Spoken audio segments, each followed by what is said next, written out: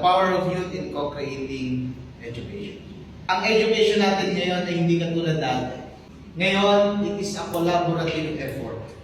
Sabi ng tema natin, co-creator of education. At aminin natin sa mga teachers na narito, we learn from our students. We learn from their mistakes. We learn from their accomplishments. Ang bawat sa inyo, merong iniidolo na ngayon. Now that someday when you become teachers, professional teachers, gusto ko ganyan ako. Gusto ko ganito ako. That will makes you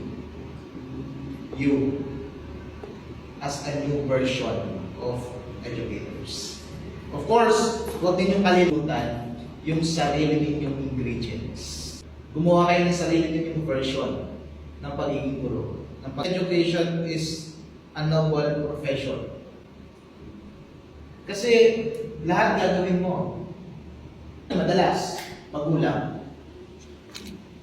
Madali ba maging guro? Hindi. Pero nagiging madali kung gusto mo. Nagiging madali kung passion mo. God is really moving. God is doing something for us. May mga struggles sa buhay natin. So, kung nag-transform ang teachers, baka possible mag-transform din ang estudyante. Matuto kasi may pagbabago. And we need to accept that change. Kung nandiyan ang artificial intelligences, go. But make sure, may masasabi ka sa klase. But make sure, naging idea mo namin ng artificial intelligence. Thing to do, integrate that technology. Kaya sabi ko, go, gamitin reference, guide.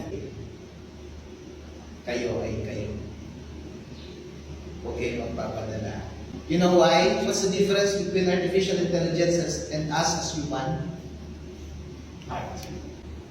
At yun yung kailangan ng education natin ngayon. Yun yung kailangan ng students natin ngayon. Isang guro na may puso, may passion, may pagmamahal, willing to sacrifice, willing to give, willing to guide, help them. You are the anchor of their boat to transform them to a better version ng kanilang mga. Be a co-creator of education. Collaborate.